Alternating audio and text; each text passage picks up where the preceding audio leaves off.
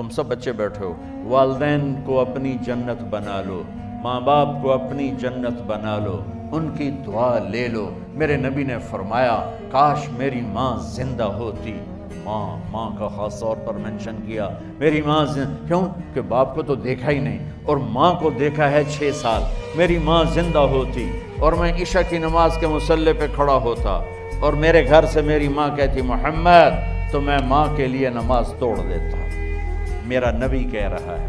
اور جب آپ حج پہ تشریف لے گئے اور ابوا کے میدان سے گزرے جہاں میرے نبی کی والدہ کا انتقال ہوا تھا، اس بات کو 57 سال گزر چکے ہیں۔ 6 برس کی عمر میں مدینہ سے نکلے 3 افراد، میرے نبی کی ماں، میرے نبی کے والد کی باندی ام ایمن، وہ بھی ماں ہیں، انہوں نے بھی دودھ پلایا تھا میرے نبی کو۔ 2 مائیں ہیں، ایک دودھ پلانے والی، ایک پیدا کرنے والی، اور ایک میرے نبی ہیں۔ جب ابوا کے پہاڑوں میں پہنچے تو اچانک ہارٹ اٹیک سے حضرت آمنہ 25 سال کی عمر میں انتقال فرما گئی، اور میرے نبی نے اتنا اس کا غم لیا۔ 6 سال کا بچہ، میں سن 2000 میں وہاں گیا تھا، میرے آنسوں نہیں رکنے کو آ رہے تھے کہ کہاں میرے نبی کی ماں کو اللہ نے اٹھایا، نہ کوئی آسرا، نہ کوئی سہارا، نہ کوئی رشتہ، نہ کوئی جھولی، نہ کوئی چھاؤں، ایسے تنہ تنہا یتیم کر۔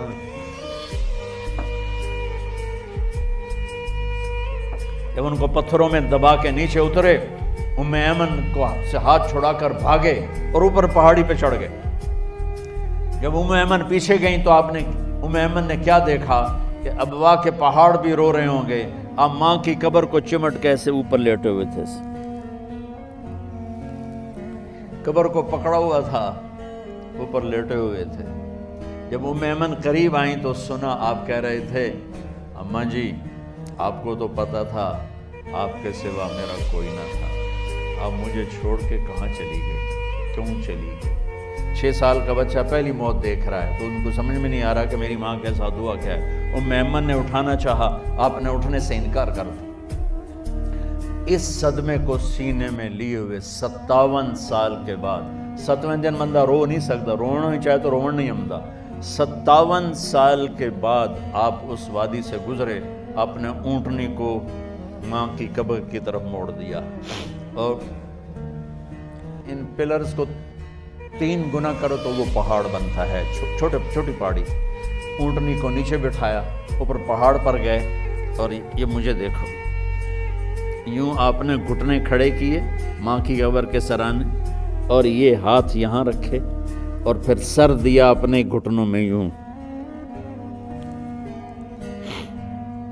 پھر رونا شروع کیا۔ اتنا روئے، اپریل کا مہینہ تھا، دھوپ سر پہ پڑ رہی تھی، ہم تو ٹھنڈی دھوپ میں بیٹھے، شدید دھوپ میں بیٹھے تھے، اور اس کنڈیشن میں یہ بچوں کا سٹائل ہوتا ہے، جب لمبا رونا ہو تو وہ یوں بیٹھتے ہیں سر اندر دے کر۔ اتنا روئے کہ آپ کی داڑھی ساری آنسوں سے بھر گئی، سینہ تر ہو گیا، احرام تر ہو گیا، اور کئی گھنٹے بیٹھ کے روتے رہے۔ 2 جہان کے سردار ہو کر تمنا کر رہے ہیں کاش اماں تو زندہ ہوتی، تو مجھے کہتی محمد، میں تیرے لیے نماز توڑ دیتا۔ اور میرے نبی نے، یہ بچیاں غور سے سنو، میرے نبی سے پوچھا گیا یا رسول اللہ قیامت کب آئے گی؟ آپ نے فرمایا یہ تو اللہ کو پتہ۔ نے کہا یا رسول اللہ کوئی نشانی بتا دیں۔ آپ نے فرمایا جب بچیاں ماؤں کو ذلیل کریں گی تو قیامت آ جائے۔ جب بیٹیاں ماؤں کے ساتھ بدتمیزی کریں گی اور ماؤں کو ذلیل کریں گی تو قیامت آ جائے گی۔ ایک ماں بیٹی کو میں بھول نہیں سکتا، ماں کے موٹے موٹے آنسو گر رہے تھے، اور بیٹی ماں سے کہہ رہی تھی بھوک نہیں، ہماری اپنی پنجابی زبان، بھوک نہیں، اوئے ہوئے ہوئے ہوئے، یہ تو ہم نوکر کو کہتے ہوئے ڈرتے ہیں، وہ ماں سے کہہ رہی تھی بھوک نہیں، یعنی بکواس نہ کر، روا کے چپ، صرف آنسو اس کے گر رہے تھے ایسے۔ شاید وہ یاد کر رہی تھی کہ 9 مہینے کیسے اس کو میں نے پیٹ میں پالا، جنتے ہوئے کتنی تکلیفوں سے گزری، اور اس کو دودھ پلاتے ہوئے کتنی راتیں میں نے کاٹ کاٹ کے گزاری، اور اس کے پیشاب دھوتے ہوئے کتنی دفعہ میں سردی میں ٹھٹھری، اور آج یہ مجھے کہہ رہی ہے بھوک نہیں۔ اس لیے میرے نبی نے فرمایا جس نے ماں باپ کو دکھ دیا، سنو غور سے بچوں سارے سنو، جس نے ماں باپ کو دکھ دیا اس پہ اللہ کی لعنت، اس پہ فرشتوں کی لعنت، اس پہ زمین آسمان کی لعنت، نہ ان کی نماز قبول ہے، نہ روزہ قبول ہے، نہ صدقہ قبول ہے۔ میرے نبی کی زندگی کا دوسرا روپ حقوق العباد، نماز حقوق اللہ میں آ جاتی ہے، میں حقوق العباد کی تھوڑی سی وضاحت کر رہا ہوں۔ ماں باپ زندہ ہیں تو دعا لینا۔ والدین سے کہتا ہوں بچوں کو عزت دو، جہاں اولاد ماں باپ کے حقوق ہیں وہاں اولاد کے حقوق ہیں، اولاد کو عزت دو، اولاد کو عزت دو، اولاد کو عزت دو۔ بہت سی اولاد کی نافرمانی کا ذریعہ ماں باپ بن رہے ہیں، سختی کر کے، زبردستی کر کے اور ٹھونس کر چیزیں نوکروں کی طرح سلوک کر کے۔ میرے نبی کے گھر میں جب بیٹی فاطمہ ملنے کے لیے آتی تھیں تو میرے نبی بیٹھے نہیں رہتے تھے، یا اب چیئر پہ بیٹھے ہوئے بی بی فاطمہ آ گئی، اب زمین پہ بیٹھے ہوئے ہیں بیٹی آ گئی، اب چارپائی پہ لیٹے ہوئے ہیں بیٹی آ گئی۔ میرے نبی کیا کرتے تھے؟ کھڑے ہو جاتے تھے، کھڑے ہو جاتے، ایک دم کھڑے ہو جاتے تھے، اور پھر کھڑے نہیں رہتے تھے، تیزی سے آگے بڑھتے تھے اور حضرت فاطمہ کا ہاتھ پکڑ لیتے۔ یہ والدین غور سے سنو، حضرت فاطمہ کا ہاتھ پکڑ لیتے تھے اور ہاتھ پکڑ کے مجھے دیکھو یوں بوسہ لیتے تھے، بیٹی کا بوسہ لیتے تھے، پھر ہاتھ چھوڑتے نہیں تھے، ہاتھ پکڑے پکڑے لاتے لاتے لاتے ان کو چارپائی پر پہلے بٹھاتے تھے پھر خود بیٹھتے تھے۔ یہ باپ اور رسول ہو کر بیٹی کو یہ عزت دیتے تھے۔ پھر وہ جنت کی عورتوں کی سردار بنی، پھر وہ جنت کے سرداروں کی ماں بنی، پھر وہ اللہ کے شیر کی زوجہ بنی۔ تو والدین سے کہتا ہوں کہ اپنے بچوں کو عزت دو، عزت دو، عزت دو، عزت دو۔ پھر آپ سے زندگی کے بڑے فیصلے ہیں شادی۔ اب لوگ اکٹھے پڑھتے ہو لڑکے لڑکیاں، اپنی شادی کے فیصلے خود نہ کرو، اپنے ماں باپ کے حوالے کرو۔ اس میں شرافت بھی ہے، اس میں برکت بھی ہے، اس میں رحمت بھی ہے، اور اس میں والدین کی دعائیں بھی ہیں۔ کورٹ میرج کو ہوا نہ دو، boyfriend girlfriend culture ہمارا نہیں ہے۔ میرے نبی کے طریقے میں مرد اور عورت کا صرف نکاح سے تعلق ہے، اس کے علاوہ سب جہنم کی آگ ہے۔ اور والدین سے کہتا ہوں کہ اپنے بچوں سے پوچھ کے رشتے کرو، زبردستی مت کرو۔ میرا معاشرہ بہت سنگین قسم کے جرم کا شکار ہے، بچوں پہ مسلط کر دیتے ہیں، ایتھے ہی کرنی ہے، ایسے جٹائیں چی کرنی ہے، بٹائیں چی کرنی ہے، پتہ نہیں آئے کتوں جٹ بٹ۔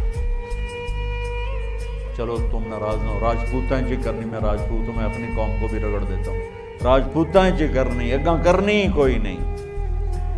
یہ ظلم و ستم اولاد پہ مت کرو، اپنی بچی سے پوچھو، اگر بیٹی ہاں کرے تو پھر قدم اٹھاؤ، اگر بیٹی کہہ دے میں نہیں کرنا چاہتی تو وہ نافرمان نہیں ہے۔ اللہ کے واسطے میری سنو، صرف تم نہیں سن رہے، اس کیمرے سے لاکھوں کروڑوں لوگ سن رہے ہیں۔ اگر بیٹا یوں کہہ دے کہ ابا میں نے یہاں شادی نہیں کرنی، میرا جی نہیں چاہتا ہے، تو وہ بیٹا نافرمان نہیں ہے، فرما بردار ہے، اس نے شریعت کا حق استعمال کیا ہے۔ اب ایسا ظلم مت کرو کہ نہیں اتھے ہی کرنی ہے، اتھے گھروں نکل جا۔ زندگی تم نے تو نہیں گزارنی، زندگی تو بچے نے گزارنی۔ میں قربان جاؤں، ایک حدیث سنو پہلے پھر اگلی بات سناتا ہوں۔ ما تزوجت وما زوجت الا بوحی من السماء نزل به جبریل۔ لوگو سنو، میں نے جہاں شادی کی، میں نے جہاں بیٹی کی شادی کی، پہلے آسمان سے جبریل فرشتہ اللہ کا حکم لے کر آیا، پھر میں نے قدم اٹھایا۔ سمجھ گئے میری یہ بات؟ سمجھ گئے سارے؟ اب اگلی سنو۔ حضرت علی فاطمہ کا رشتہ لینے آ گئے اور جبریل ان سے پہلے آ گیا کہ یا رسول اللہ فاطمہ علی کے لیے ہے۔ باپ محمد مصطفیٰ جیسا ہے، رشتہ مانگنے والا علی جیسا ہے، اور بیٹی فاطمہ جیسی ہے۔ اور آپ پوچھتے ہیں علی کیسے آئے؟ وہ شرم کی وجہ سے کچھ کہہ نہ سکے، چپ۔ آپ کو تو پتا تھا، آپ نے فرمایا فاطمہ کے رشتے کے لیے آئے ہو؟ کہا جی۔ تو جبریل تنال بیٹھا ہوا ہے کہ یا رسول اللہ اتھے ہی کرنا ہے۔ آپ نے ہاں نہیں کی، آپ نے کہا انشاءاللہ، اور یہ کہہ کر اٹھ گئے۔ انشاءاللہ نبی کا ہاں ہی ہوتا ہے، لیکن جبریل کے آنے کے باوجود اور اللہ کے کہنے کے باوجود میرے نبی کو بھی پتہ ہے کہ یہ رشتہ یہاں کاتب تقدیر نے لکھ دیا ہے، لیکن امت کو سبق سکھانے کے لیے آپ گھر تشریف لے گئے۔ بیٹی فاطمہ کہ جی یا رسول اللہ، کہا علی کا رشتہ آیا ہے، میں ہاں کر دوں؟ سبحان اللہ۔ میں اپنے دیہاتی بچیوں پہ مجھے رونا آ گیا کہ جنہیں پتہ ہی نہیں ہوتا سانو کہیں نال بندے پہ جانور ہے یا انسان ہے۔ علی جیسا داماد، چلو علی کو چھوڑو، فاطمہ کو چھوڑو، جبریل آیا بیٹھا ہے، جبریل آیا بیٹھا ہے۔ اس کے بعد فاطمہ سے پوچھنے کی کیا بات ہے؟ جبریل آ کر کہہ رہا یا رسول اللہ، اللہ کہہ رہا فاطمہ علی کے لیے ہے اور علی فاطمہ کے لیے ہے، اور پھر آپ کہتے ہیں بیٹی فاطمہ ہاں کر دو۔ ہماری تو آج کی بیٹیاں انکار نہیں کرتی، چپ کر کے گاں ماج طرح بن چھڑ دین کلے نال۔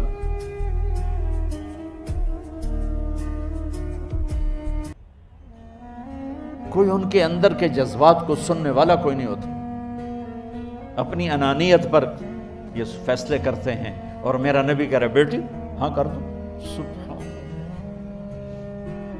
آپ کا کیا خیال ہے فاطمہ نے انکار کرنا تھا؟ یہ تو یہ بیٹیاں نہیں انکار کرتی تو فاطمہ نے کہاں کرنا تھا؟ لیکن یہ سبق دینا تھا ان والدین کو جو نادانی میں نادانی کے فیصلے کر کے اولاد کو ہمیشہ ایک ٹھنڈی آگ میں دھکا دے دیتے ہیں۔ حضرت فاطمہ رضی اللہ تعالیٰ عنہ نے جب ہاں کی پھر آپ باہر نکلے۔ اچھا مزے کا واقعہ ہو، حضرت علی اٹھ کے باہر نکلے تو صحابہ باہر کھڑے انتظار کر رہے تھے کہ کیا ہوا۔ حضرت علی کو بھیجنے والے تھے عبد الرحمن بن عوف۔ پہلے ابو بکر گئے تو آپ نے انکار کر دیا، عمر گئے رشتہ مانگا، آپ نے انکار کر دیا۔ عبد الرحمن بن عوف نے علی سے کہا آپ جائیں، آپ کا رشتہ رد نہیں ہوگا۔ کہنے لگے میرا تو ذاتی گھر بھی کوئی نہیں، مجھے کہاں سے رشتہ ملے گا، میں تو بالکل غریب ہوں۔ کہا نہیں تم جاؤ۔ تو واپس آتے انہوں نے عبد الرحمن بن عوف پہ چڑھائی کر دی، ویکھیا ہے نا تو مینوں گلے آئی، انکار ہو گیا۔ تو صحابہ نے پوچھا کیا ہوا؟ کہا کچھ کہا ہی نہیں، چپ کر کے اٹھ گئے۔ تو عبد الرحمن بن عوف کہنے لگے کچھ بولے صحیح، کہ بس اتنا کہا انشاءاللہ کا تو مبارک ہو، نبی کا انشاءاللہ ہاں ہوتا ہے۔ اچھا تو اتنے میں آپ باہر تشریف لے، کہا علی جی لو بلاؤ، لوگوں کو بلاؤ۔ ساری مسجد بھر گئی، آپ کی ساری مسجد فل ہو گئی۔ آپ ممبر پہ کھڑے ہوئے علی کو سامنے بٹھایا، کہا لوگو یہ جبریل میرے پاس اللہ کا پیغام لائے ہیں کہ میں فاطمہ بنت محمد کا نکاح علی بن ابی طالب کے ساتھ کر دوں۔ پھر آپ نے خطبہ پڑھا اور کہا کہ علی ہائے ہائے ہائے، میں نے فاطمہ بنت محمد کو 400 درہم مہر کے عوض تیرے نکاح میں دیا، تو نے قبول کیا؟ حضرت علی نے زور سے نعرہ لگایا میں نے قبول کیا، اور سجدے میں چلے گئے، اللہ کا شکر کا سجدہ ادا کیا۔ پھر میرے نبی نے وہیں سارے مجمع کو شہد کا شربت پلایا اور تازہ کھجوریں کھلائیں۔ پھر جب رخصتی ہوئی تو آپ نے حضرت علی سے فرمایا کہ آپ آ کے لے جاؤ۔ پھر آپ نے حضرت ام سلمہ، حضرت حفصہ اور جناب حضرت عائشہ رضی اللہ تعالیٰ عنہ، ان تینوں کو بلا کر فرمایا تمہیں پتہ ہے نا مجھے فاطمہ سے کتنا پیار ہے، تو تم فاطمہ کو دلہن بناؤ، اس کی تیاری کرواؤ، اسے دلہن بناؤ۔ تو ان تینوں نے حضرت فاطمہ کو دلہن بنایا۔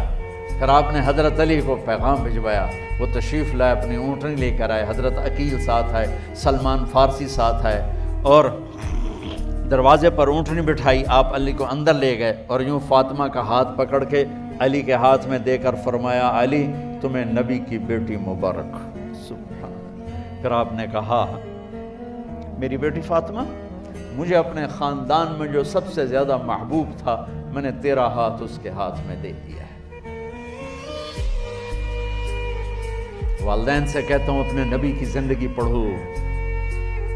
میرا درد ہے کہ ہماری ثقافت میں اسلام داخل نہیں ہوا، ہمارے عبادت میں اسلام آ گیا۔ بہت سارا مجمع مرد عورتوں کا نمازی ہے، حاجی ہے، عمرے کرتے ہیں، لیکن ثقافت میں نبوت کی جھلک دکھائی دے، ثقافت میں اللہ کا نبی دکھائی دے۔ وہ نہیں ہے. زندگی بیت گئی اس انتظار میں, مدت سے لگ رہی تھی لب بام ٹک ٹکی, تھک تھک کے گر گئی نگہ انتظار آج, پتہ نہیں کب صبح ہوگی. چلو کہتے تو جائیں مجھے ہے اگرچہ بت ہیں جماعت کی آستینوں میں, مجھے ہے حکم اذان لا الہ الا اللہ.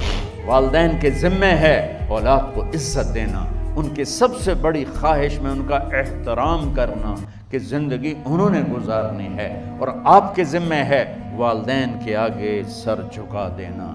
اللہ کے واسطے کورٹ میرجز اور خفیہ شادیاں یہ نہ ہماری ثقافت ہے نہ یہ انسانیت ہے. ہمیشہ دکھ دردوں میں زندگی گزرتی ہے کہ اصل زندگی تو موت کے بعد آنے والی ہے. تو والدین پڑھیں شریعت کو, اولاد بھی پڑھے اپنے نبی کی زندگی کو. ایک شخص حضرت عمر کے پاس آیا ایک بیٹے کو لے کر, کہا امیر المومنین یہ میرا بیٹا بڑا نافرمان ہے اور مجھے بہت تنگ کرتا ہے. حضرت عمر کے پاس لاٹھی ہوتی تو انہوں نے یوں اٹھائی, وہ کہنے کا حضور معافی دیا جائے, ایک میری گل سن لو. آپ نے فرمایا کیا؟ کہنے لگا ماں پیو دے بڑے حق ہیں, بالکل ٹھیک ہے, پر کوئی ساڈا حق بھی ہے ماں پیو دے؟ آپ نے کہا ہاں. آپ نے کہا ہاں. کہنے لگے ذرا وہ بتا دیں. کہا پہلا حق ہے اچھی ماں تلاش کرے, نیک عورت تلاش کرے. دوسرا حق یہ ہے نام اچھا رکھے. تیسرا حق یہ ہے اس کو قرآن کی تعلیم دے. کہا جی پھر سن لو حضرت جی, ایسا میرے پیو کو پوچھو اس حبشی عورت نال شادی کر کے مینوں حبشی ماں دیتی, انہوں کوئی عرب ماں ہی نہیں لتی. میرا پہلا حق اس مارا ہے. دوسرا سن لو, اس نے میرا نام جولان رکھا ہے. جولان گندگی کے کیڑے کو کہتے ہیں, اس نے میرا نام جولان رکھا ہے. اور تری سن لو, اس آج تے مینوں قرآن دی شکل نہیں وکھائی. حضرت عمر ہوئی سوٹا ہو دے سر تے پھیر دے کہ پہلے تیری مالش کراں پھر ایدی کر سا. تو آج کے والدین بھی اپنی اولاد کے بارے میں بہت بہت بہت غافل ہیں, اور اولاد کا بھی حال یہی ہے. چونکہ ماں کیا ہے, باپ کیا ہے, اولاد کیا ہے, یہ شریعت, یہ قرآن بتاتا ہے, یہ میرے نبی کی زندگی بتاتی ہے. اس ویڈیو کو لائک اور چینل کو سبسکرائب کر کے ہماری حوصلہ افزائی کریں تاکہ ہم مزید اچھی ویڈیوز لاتے رہیں.